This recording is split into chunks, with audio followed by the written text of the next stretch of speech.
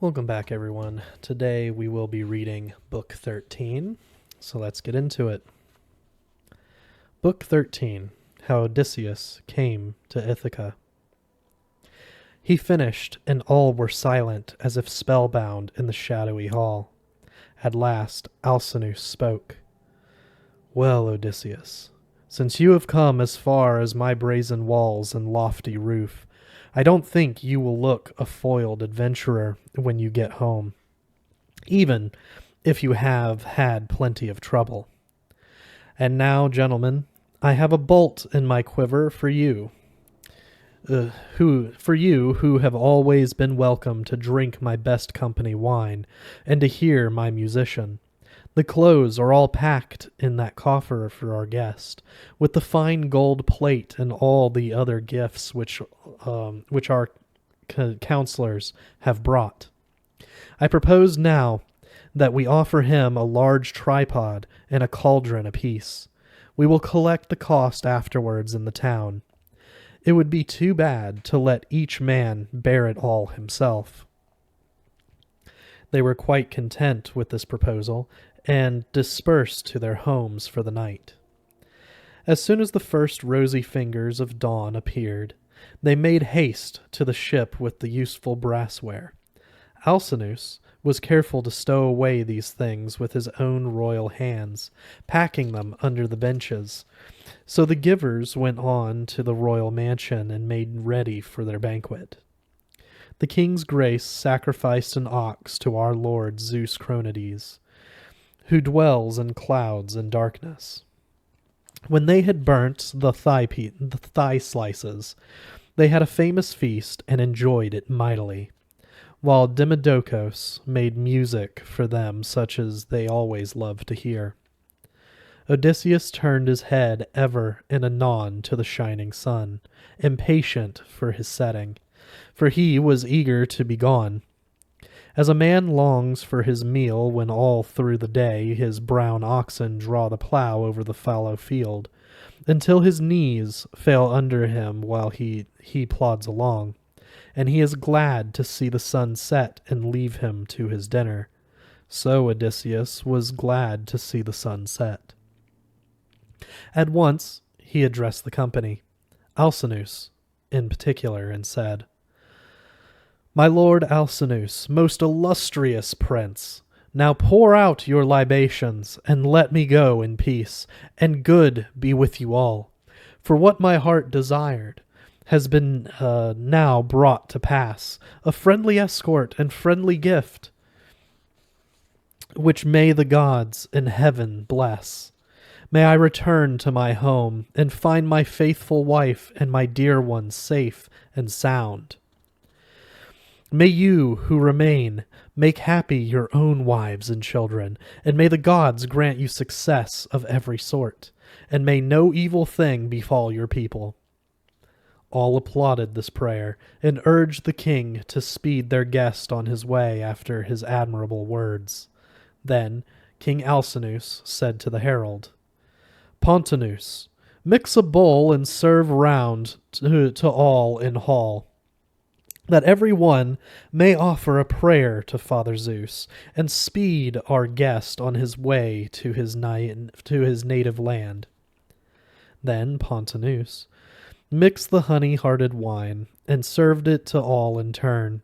They poured the sacred drops to the blessed gods who rule the broad heavens, each man from his own seat. But Odysseus rose, and passed the two-handed cup to Arete, saying to her, "May it be well with you, queen, forever, until old age and death shall come, as they come to all men. Now I depart, a blessing on you and the house and your children, and your people, and your king Alcinous." With these words Odysseus stepped over the threshold. King Alcinous sent the herald with him to lead him to the seashore where the ship lay, and Arete sent with him 3 of her women, one bearing a tunic and a robe newly washed, another to convey the coffer, a third with a supply of bread, and red wine.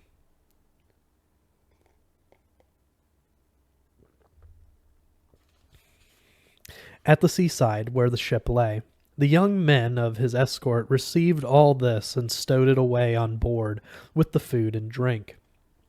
And they laid a blanket and sheet on the deck of the poop for Odysseus, that he might sleep soundly. Odysseus went on board in silence and laid himself down, while the crew took their places and cast off the hawser, drawing it through the hole in the stone pillar. Then they paddled away with a good swing back. Blessed sleep fell on his eyelids, deep, sound, and most sweet, the very image of death. And the ship, as 4 fine stallions in a team leap like one, when touched up with the whip, and galloping along the road with bounding paces, so her stern bounded aloft on the purple wave which followed big over the sounding sea. Steady and straight she ran, not even the peregrine falcon could have kept up with her, and he is the most rapid of all winged things. So she cut swiftly through the waves, and she carried a man whose mind was as wise as the gods. Long years he had suffered great tribulation and sorrow of heart, wars on land and voyages over the stormy seas, and now he slept quietly, forgetting all his troubles. When that brightest of stars rose, which comes to tell us that the dawn is near, the traveling ship was drawing close to an island. There is a harbor of forces, the old man of the sea, in the island of Ithaca. 2 headlands enclose it, with steep sides sloping down to the harbor mouth to shelter it from the waves which boisterous winds may rise outside. Once inside, ships of good size can lie within at the head of this harbor. Can lie without mooring when they come within mooring distance. At the head of this harbor is an olive tree covered with its long leaves, and near the tree is a beautiful dusky cave, sacred to the nymphs who are called naiads. In the cave are great bowls of 2-handled jars of stone, and in these the bees hive their honey. There are also tall poles of stone like the beams of a loom, where the nymphs weave webs of sea purple, wonderful to behold. There are springs of water never dry. It has 2 doors, one turned to the north, by which mortal men may descend, one on the south, meant rather for gods, by which men do not enter, but this is the road of the immortals. In that harbor they sailed, for they knew it well. The ship ran up on the beach, half her length, with a dash, for the oarsmen put a good pace on her. The men leapt on the shore, and carried Odysseus out, rolled up in his blanket and white sheet, and laid him down on the sand, still heavy with sleep. All his goods were brought out by the sturdy fellows from the places where they had been packed by the forethought of Athena. These were piled in a heap under the olive tree, off the road, so that no chance wayfarer might pilfer before Odysseus woke. Then the ship went home again. But the Earthshaker did not forget his threats of long ago against Odysseus, and he asked Zeus what he meant to do. "Father Zeus, I shall never have any respect in our world. Now mortal men pay me none. I mean the Phaeacians who actually belong to my own family. Here's an example.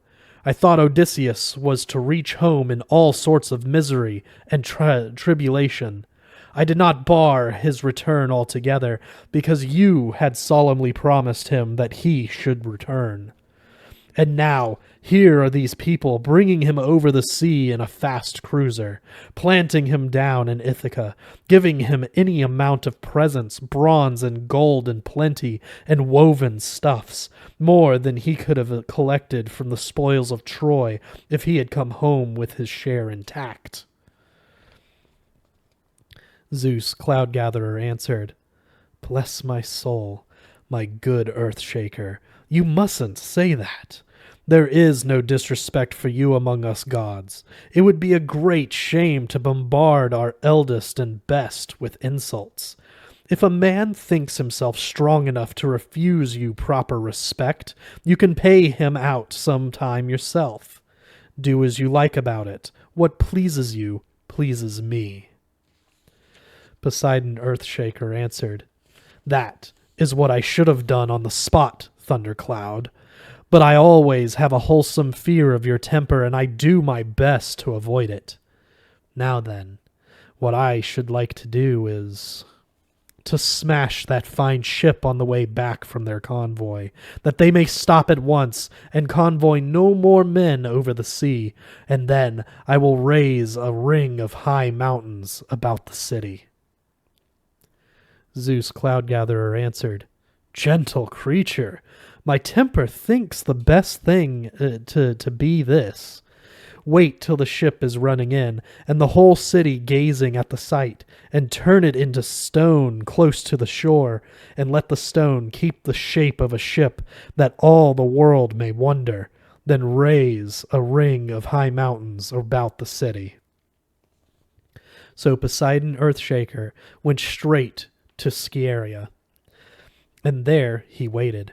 As the ship came sailing in at full speed, the Earthshaker turned it into stone and rooted it firmly to the bottom by a blow from the flat of his hand. Then he went away. There was something for those people to talk about, the nation of seamen with their long oars. They spoke out their minds plainly. A man would stare at his neighbor and say, "Mercy on us. Who has shackled our ship in full course? I saw her clearly just now," for they did not know what had happened. But Alcinous called them together and spoke. "Ah me, I see now the ancient oracles come true, which my father told me. He used to say that Poseidon was jealous of us, because we gave safe convoy to all men over the sea. He said that one day the god would smash a ship on the water after it had just returned from convoy, and would raise mountains about our city. And now what the old man said is coming to pass. Now then, take my advice, and let us all do as I shall say. Give no more convoy to strangers who shall come to our city. Let us sacrifice 12 choice bulls to Poseidon, and then perhaps he may have pity, and raise no lofty mountains about our city." Accordingly, the people in great fear prepared the bulls, and the lords and princes of the nation offered prayer to Poseidon standing about the altar. Odysseus awoke. He lay on his native soil, and knew it not, since he had been long absent. For Pallas Athena herself, that divine daughter of Zeus, had covered the place with mist, that she might tell him everything first and disguise him. She wished that his wife and friends might not know him until he had punished the wooers of his wife for their outrageous violence. For that reason, she made him find the whole place unfamiliar. The long roads, the wide harbors, the sharp rocks, the growing trees. He leapt up and stood looking round on his native land. Then he slapped his 2 thighs with his open hands. He cried aloud in perplexity, "More trouble for me! What kind of men live in this country where I find myself? Men of violence, savages who know not justice, or kind people that know right from wrong. Where can I bestow these goods? Where can I go myself? I wish they had stayed in Phaeacia. I might have gone on to some other powerful king who would have entertained me and helped me on my way. Now I do not know where to bestow all this, and I cannot leave the stuff here, or someone may come and steal." Well, those Phaeacian gentlemen were not altogether just and right-minded men, or they would not have brought me to a strange country, when they promised to take me to Ithaca and did not do it. May Zeus, who hears the suppliant's prayer, requite them, he that beholds the doings of men and punishes sinners. I will just count up and see if they have taken anything away with them." He counted the tripods and cauldrons, and the gold and all the woven stuffs, and missed nothing. Then he paced along the seashore, thinking with sorrow and grief of his native land. But now came Athena toward him, in the shape of a young shepherd, but someone who seemed to be delicately nurtured, like a gentleman's son. A cloak was folded about her shoulders, boots were on her feet, and she carried a javelin. Odysseus was glad indeed to see her, and moved to meet her, and he spoke out plainly. "Welcome, my friend. You are the first I meet in this place. I beg you to do me no wrong, but save me, and save all this. I implore you, as if you were a god, and embrace your knees. Answer me truthfully. What is this place? What country is it? And what men live here? Is it some bright island, or the mainland shore sloping down to the sea?" Athena answered with her bright eyes glinting. "You are foolish, sir, or you have come from a long way off if you ask questions about this land. It is not so very nameless in the world. Many men know it, both those who dwell towards the east and the rising sun, and those who dwell westwards towards the misty gloom. I grant it is rugged and no place for horses, but it is not a bad place, although no one could call it broad. It grows a terrible lot of corn and makes its own wine.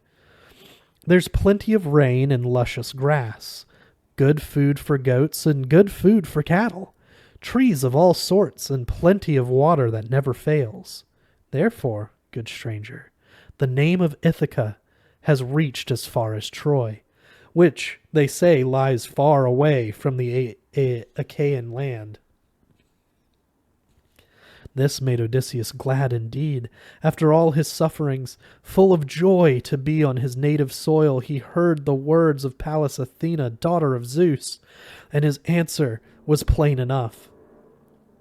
But he did not tell her the truth, which he was careful to keep back, for he had always a good store of clever fables. "Yes, I have heard of Ithaca, even in the broad island of Crete, far over the sea. And now I have come here myself with all these goods. I left as much again for my sons when I had to get away, a banished man, because I killed a son of Idomeneus. Or Seleucus, the sprinter, who beat every living soul in the island with those quick feet of his. He wanted to rob me of all my Trojan booty, which I had won but by such toiling and moiling, wars on land and voyages over the sea. The fact was, I would not be a servant to please his father, but kept a company of my own men. I ran him through with a spear as he was coming down from the country, where I waited for him off the road with a friend. It was a dewy night, and not a soul saw us. Nobody knew that I had killed him. When I had finished the business, I applied to some honest Phoenicians who were there with a ship, and I paid them a handsome fee out of my booty to take me on board for Pylos, or the fair lands of Elis, where the Epeans are in possession. But the wind drove them away from those parts. They could not help it. They had no wish to deceive me. From there we were carried out of our course to this place in the night. We just managed to get into this harbor. We had no thought for food, though we were hungry enough. but just came ashore every man, and lay down as we were. I was so weary that I fell into a deep sleep. The others brought out my goods from the ship and left them beside me on the island, on the sand. They have gone off to Sidon, and here I am left behind. Worse luck. Athena smiled, and her bright eyes flashed, and she stroked him with her hand. Now she looked like a tall and majestic woman, clever and intelligent, and she spoke to the point.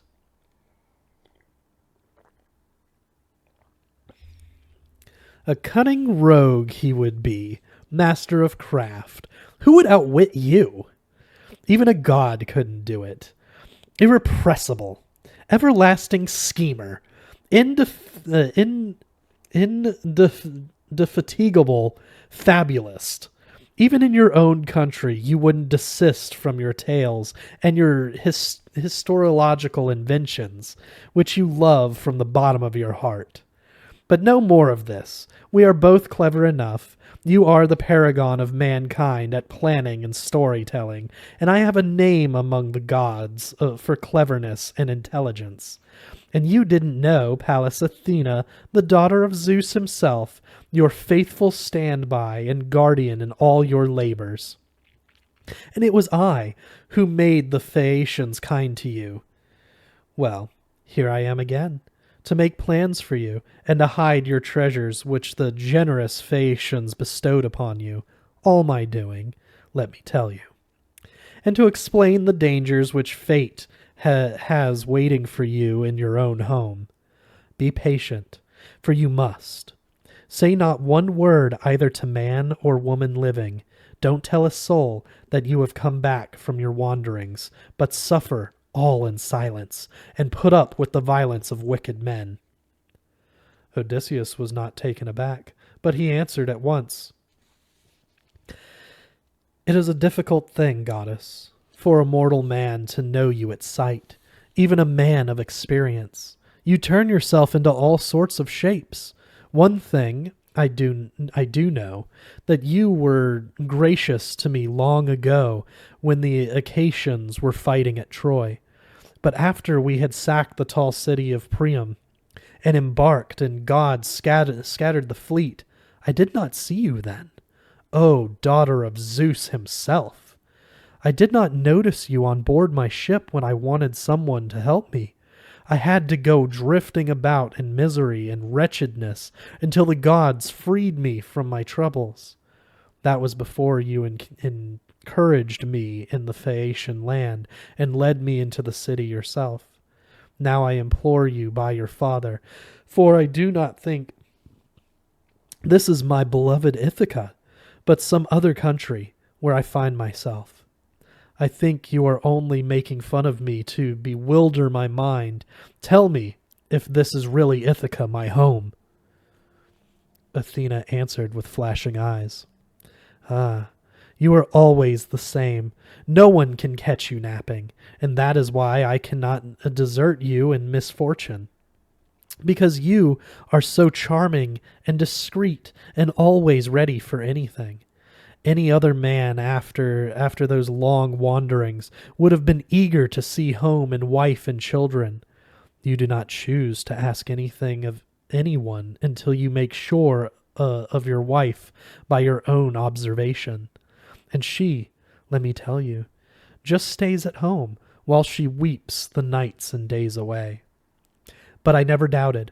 I knew quite well that you would return at last after losing all your men. The truth is, I did not wish to quarrel with Poseidon, who is my father's own brother, and he was furious because you blinded his son. Look here. I will show you the landscape of Ithaca, and then you will believe me. This is the harbor of Phorcys, the old man of the sea. This is the olive tree with its long leaves. This is the vaulted cave where you have offered so many solemn sacrifices to the nymphs.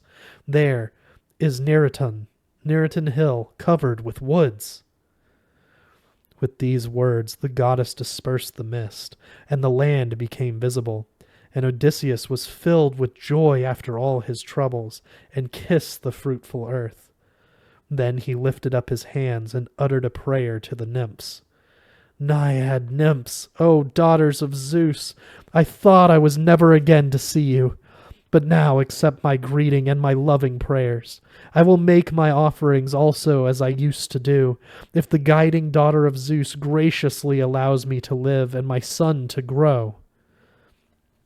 Athena answered him, Take courage. Do not let that trouble you. But now let us put away these treasures far within the sacred cave, that they may remain in safety. We will consider between us how to manage for the best.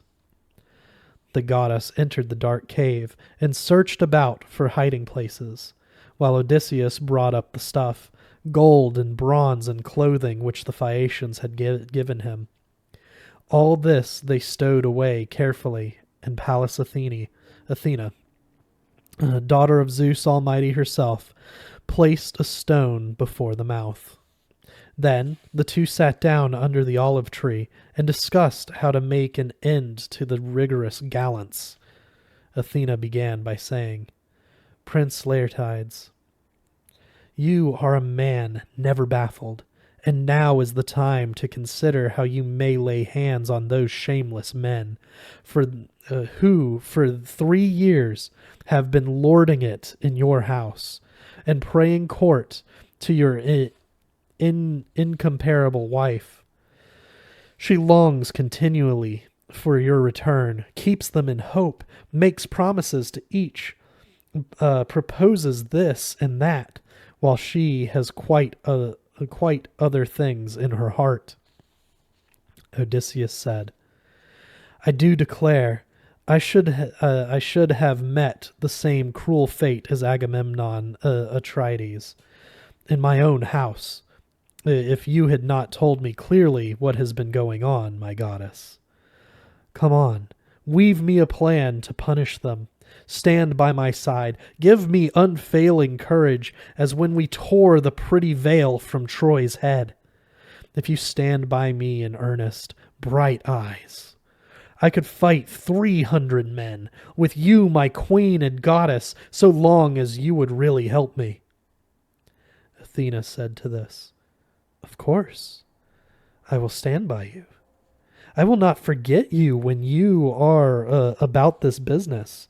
I think those men who woo your wife and devour your wealth will soon bedabble the floor with their own blood and brains. Now then, I will disguise you so that no one will be able to know you. I will shrivel up the sound flesh of that muscular body. I will sweep off the brown crop from your head. I will wrinkle up those beautiful eyes. I will give you rags to wear which anyone would be sick to see on a human being, and you shall seem like a shabby vagabond to the proud gallants, and even your own wife and son. But you must first pay a visit to the old man who looks after your pigs. He is always loyal to you, loves your son and your faithful Penelope. You will find him among his pigs. They feed near the Raven's Rock, and Arthusa Spring, with plenty of acorns to eat and clear water to drink, which makes a good fat pig. Stay with him there and let him talk, while I go to Lacedaemon and bring back Telemachus. Yes, Odysseus, your own son from the land of handsome women. He has gone to the lawns of Lacedaemon to ask Menelaus about you, and to find out whether you are still alive. Odysseus very naturally asked, And why on earth didn't you tell him, since you knew all about it? Did you want him to see how he likes drifting over the sea in despair? The sea is barren enough, and these men are devouring his wealth all the time. Athena replied, Now don't worry too much about him. I went there with him myself, that he might win some credit in the world. There's nothing the matter with him. He is staying peacefully in the palace of Atrides, living in luxury. It is true there are some young fellows waiting for him in a ship, intending to murder him before he gets home. But I don't think that will happen. The men who are devouring his wealth will be dead and buried before that. And as she said this, Athena passed her rod over Odysseus. She withered the sound flesh of his muscular body. She swept the flaxen crop from his head. She made the skin of every limb like the skin of an old man. She wrinkled up his beautiful eyes. She changed his clothes into a shirt and a lot of filthy old rags, begrimed with foul-reeking smoke.